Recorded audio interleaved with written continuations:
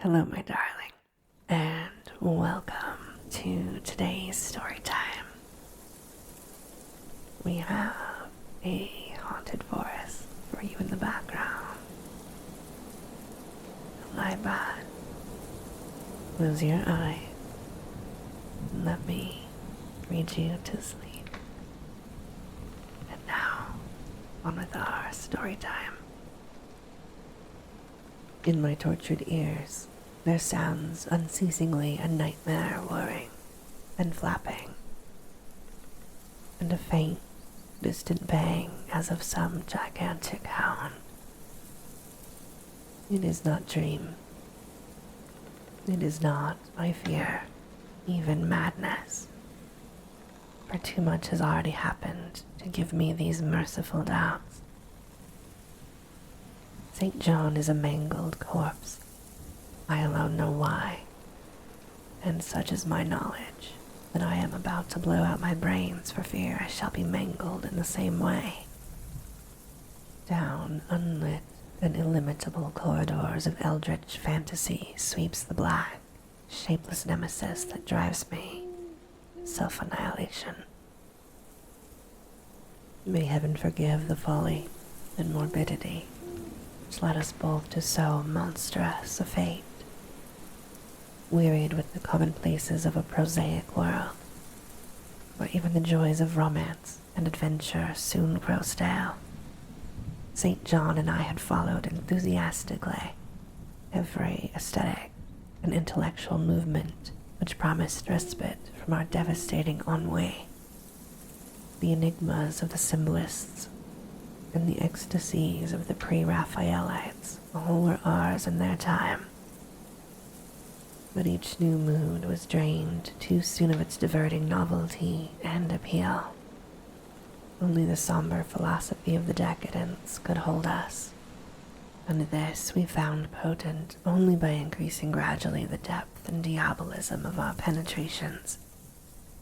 Baudelaire and Huysmans were soon exhausted of thrills, till finally there remained for us only the more direct stimuli of unnatural personal experiences and adventures.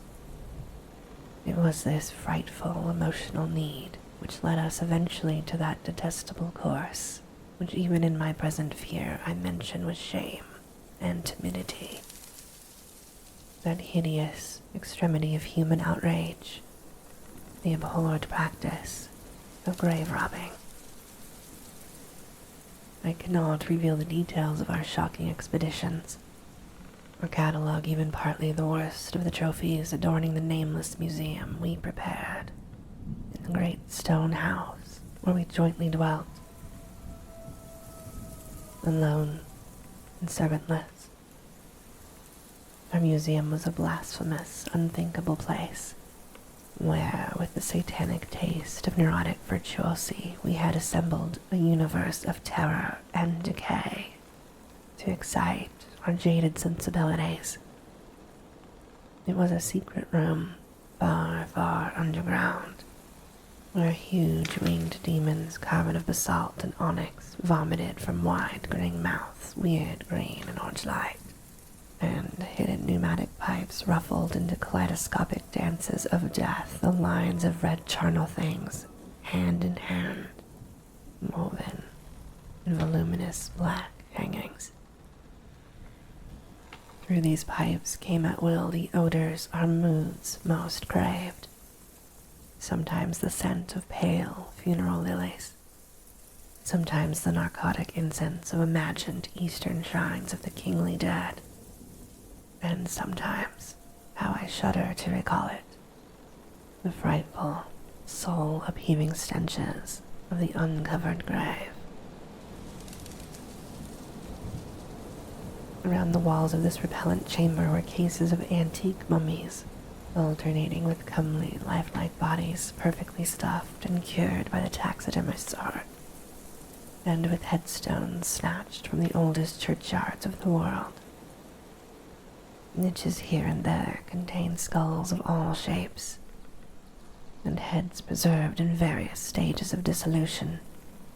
There one might find the rotting, bald pates of famous noblemen, and the fresh and radiantly golden heads of newly buried children. Statues and paintings there were, all of fiendish subjects, and some executed by St. John and myself. The locked portfolio, bound in tanned human skin, held certain unknown and unnameable drawings, which it was rumored Goya had perpetrated but dared not acknowledge. There were nauseous musical instruments, stringed brass and woodwind, on which St. John and I sometimes produced dissonances of exquisite morbidity and cacodemoniacal ghastliness, whilst in the multitude of inlaid ebony cabinets reposed the most incredible and unimaginable variety of tomb loot ever assembled by human madness and perversity. It is of this loot in particular that I must not speak. Thank God I had the courage to destroy it long before I thought of destroying myself. The predatory excursions on which we collected our unmentionable treasures were always artistically memorable events. We were no vulgar ghouls, but worked only under certain conditions of mood, landscape, environment, weather, season, and moonlight. These pastimes were to us the most exquisite form of aesthetic expression, and we gave their details a fastidious, technical care. An inappropriate hour, a jarring light effect, or a clumsy manipulation of the damp sod would almost totally destroy for us that ecstatic titillation which followed the exhumation of some ominous, grinning secret of the earth. Our quest for novel scenes and piquant conditions was feverish and insatiate. St. John was always the leader, and he it was who led the way at last to that mocking, that accursed spot which brought us our hideous and inevitable doom. By what malign fatality were we lured to that terrible Holland churchyard? I think it was the dark rumor and legendary, the tales of one buried for 5 centuries, who had himself been a ghoul in his time, and had stolen a potent thing from a mighty sepulchre. I can recall the scene in these final moments, the pale autumnal moon over the graves, casting long, horrible shadows, the grotesque trees drooping sullenly to meet the neglected grass and the crumbling slabs, the vast legions of strangely colossal bats that flew against the moon, the antique ivied church pointing a huge spectral finger at the livid sky, the phosphorescent insects that danced like death fires under the yews in a distant corner, the odors of mold, vegetation, and less explicable things that mingled feebly with the night wind from over far swamps and seas, and worst of all, the faint, deep-toned baying of some gigantic hound, which we could neither see nor definitely place. As we heard the suggestion of baying, we shuddered, remembering the tales of the peasantry, for he whom we sought had centuries before been found in this self-same spot, torn and mangled by the claws and teeth of some unspeakable beast. I remembered how we delved into this ghoul's grave with our spades, and how we thrilled at the picture of ourselves, the grave, the pale watching moon, the horrible shadows, the grotesque trees, the titanic bats, the antique church, the dancing death fires, the sickening odors, the gently moaning night wind, and the strange, half-heard, directionless bang, of whose objective existence we could scarcely be sure. Then we struck a substance harder than the damp mold, and beheld a rotting oblong box crusted with mineral deposits from the long undisturbed ground. It was incredibly tough and thick, but so old that we finally pried it open and feasted our eyes upon what it held. Much, amazingly much, was left of the object, despite the lapse of 500 years. The skeleton, though crushed in places by the jaws of the thing that had killed it, held together with surprising firmness, and we gloated over the clean white skull and its long firm teeth and its eyeless sockets that had once glowed with a charnel fever like our own. In the coffin lay an amulet of curious and exotic design, which had apparently been worn around the sleeper's neck. It was the oddly conventionalized figure of a crouching winged hound, or a sphinx with a semi-canine face, and was exquisitely carved in antique oriental fashion from a small piece of green jade. The expression on its features was repellent in the extreme, savoring at once of death, bestiality, and malevolence. Around the base was an inscription in characters which neither St. John nor I could identify, and on the bottom, like a maker's seal, was graven a grotesque and formidable skull. Immediately upon beholding this amulet, we knew that we must possess it, that this treasure alone was our logical pelf from the century grave. Even had its outlines been unfamiliar, we would have desired it. But as we looked more closely, we saw that it was not wholly unfamiliar. Alien it indeed was to all art and literature, which sane and balanced readers know, but we recognized it as the thing hinted in the forbidden Necronomicon of the mad Arab Abdul al-Sazred, the ghastly soul symbol of the corpse-eating cult of inaccessible Lang, Central Asia. All too well did we trace the sinister lineaments described by the old Arab demonologist. Lineaments, he wrote, drawn from some obscure supernatural manifestation of the souls of those who vexed and gnawed at the dead. Seizing the green jade object, we gave a last glance at the bleached and cavern-eyed face of its owner, and closed up the grave as we found it. As we hastened from that abhorrent spot, the stolen amulet in St. John's pocket, we thought we saw the bats descend in a body to the earth we had so lately rifled, as if seeking for some cursed and unholy nourishment. But the autumn moon shone weak and pale, and we could not be sure. So, too, as we sailed the next day away from Holland to our home, we thought we heard the faint, distant bang of some gigantic hound in the background. But the autumn wind moaned sad and wan, and we could not be sure.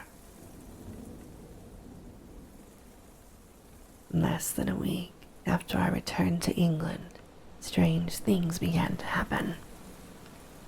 We lived as recluses, devoid of friends, alone and without servants in a few rooms of an ancient manor house on a bleak and unfrequented moor, so that our doors were seldom disturbed by the knock of the visitor. Now, however, we were troubled by what seemed to be frequent fumblings in the night, not only around the doors, but around the windows also, upper as well as lower.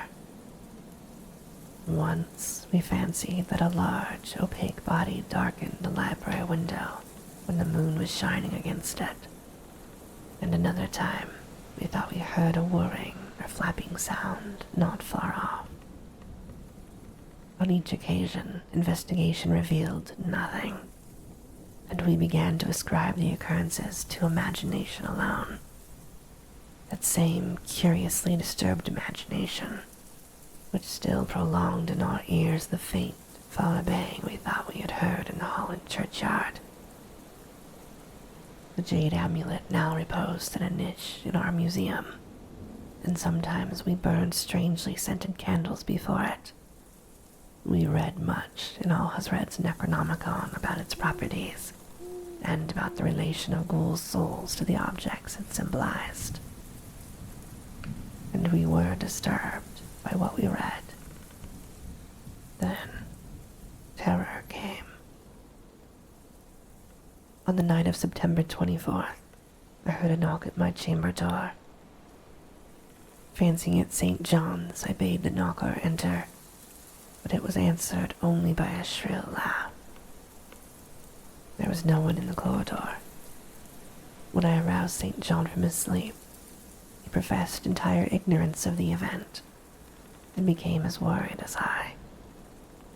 It was that night that the faint, distant bang over the moor became to us a clear and dreaded reality. 4 days later, whilst we were both in the hidden museum, there came a low, cautious scratching at the single door which led to the secret library staircase. Our alarm was now divided. For besides our fear of the unknown, we had always entertained a dread that our grisly collection might be discovered. Extinguishing all lights, we proceeded to the door and threw it suddenly open, whereupon we felt an unaccountable rush of air, and heard, as if receding far away, a strange combination of rustling, tittering, and articulate chatter. Whether we were mad, dreaming, or in our senses, we did not try to determine. We only realized, with the blackest of apprehensions, that the apparently disembodied chatter was beyond a doubt in the Dutch language. After that, we lived in growing horror and fascination. Mostly we held to the theory that we were jointly going mad from our life of unnatural excitements. But sometimes it pleased us more to dramatize ourselves as the victims of some creeping and appalling doom. Bizarre manifestations were now too frequent to count. Our lonely house seemed alive with the presence of some malign being, whose nature we could not guess, and every night that demonic bang rolled over the windswept moor, always louder and louder. On October 29th, we found in the soft earth underneath the library window a series of footprints utterly impossible to describe. They were as baffling as the hordes of great bats which haunted the old manor house in unprecedented and increasing numbers.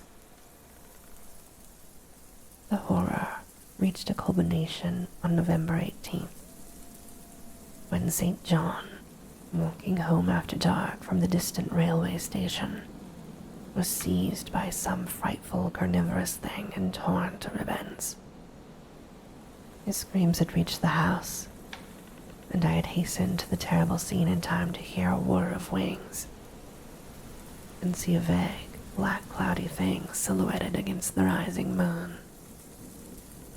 My friend was dying when I spoke to him, and he could not answer coherently. All he could do was to whisper, "The amulet, the damn thing." Then he collapsed, an inert mass of mangled flesh. I buried him the next midnight in one of our neglected gardens, and mumbled over his body one of the devilish rituals he had loved in life. And as I pronounced the last demonic sentence, I heard afar on the moor the faint bang of some gigantic hound. The moon was up, but I dared not look at it. And when I saw on the dim lit moor a wide, nebulous shadow sweeping from mound to mound, I shut my eyes and threw myself face down upon the ground. When I arose trembling, I know not how much later, I staggered into the house and made shocking obeisances before the enshrined amulet of green jade. Being now afraid to live in the ancient house on the moor, I departed the following day for London, taking with me the amulet after destroying by fire and burial the rest of the impious collection in our museum. But after 3 nights, I heard the bang again, and before a week was over felt strange eyes upon me wherever it was dark. One evening as I strolled on Victoria Embankment for some needed air, I saw a black shape obscure one of the reflections of the lamps in the water. A wind, stronger than the night wind, rushed by, and I knew that what had befallen St. John might soon befall me. The next day I carefully wrapped the green jade amulet and sailed for Holland. What mercy I might gain by returning the thing to its silent, sleeping owner, I know not. But I felt I must at least try any step conceivably logical. What the hound was, and why it pursued me, were questions still vague. But I had heard first the bang in that ancient churchyard, and every subsequent event, including St. John's dying whisper, had served to connect the curse with the stealing of this amulet. Accordingly, I sank into the nethermost abysses of despair when, at an inn in Rotterdam, I discovered that thieves had despoiled me of this sole means of salvation. The bang was loud that evening, and in the morning I read of a nameless deed in the vilest quarter of the city. The rabble were in terror, for upon an evil tenement had fallen a red death, beyond the foulest previous crime of the neighborhood. In a squalid thieves' den, an entire family had been torn to shreds by an unknown thing, which left no trace.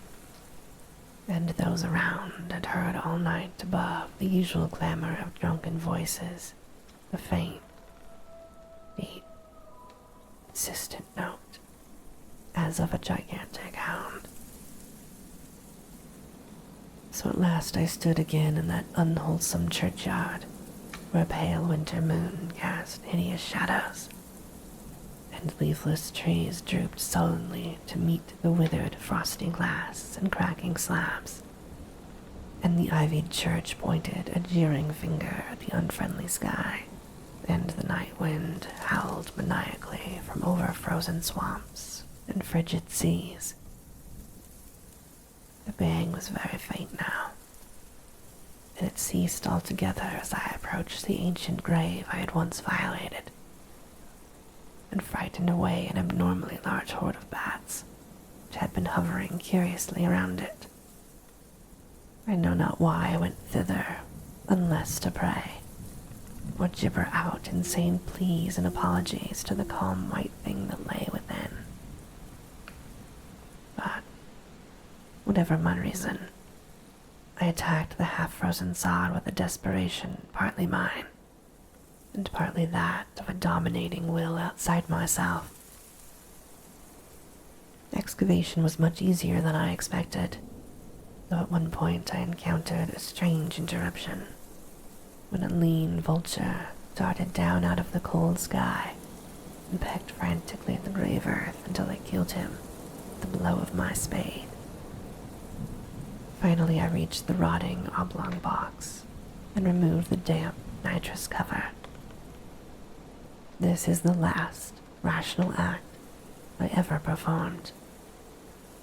For crouched within that centuried coffin, embraced by a close-packed nightmare retinue of huge, sinewy, sleeping bats, was the bony thing my friend and I had robbed. Not clean and placid as we had seen it then, but covered with caked blood and shreds of alien flesh and hair, and leering sentiently at me with phosphorescent sockets and sharp, ensanguined fangs yawning twistedly in mockery of my inevitable doom. And when it gave from those grinning jaws a deep, sardonic bay, as of some gigantic hound, and I saw that it held in its gory, filthy claw the lost and fateful amulet of green jade, I merely screamed and ran away idiotically, my screams soon dissolving into peals of hysterical laughter. Madness rides the star wind. Claws and teeth sharpened on centuries of corpses, dripping death astride a bacchanal of bats from night-black ruins with buried temples of Belial. Now as the baying of that dead, fleshless monstrosity grows louder and louder, the stealthy whirring and flapping of those accursed web wings circles closer and closer. I shall seek with my revolver the oblivion which is my only refuge from the unnamed and unnameable.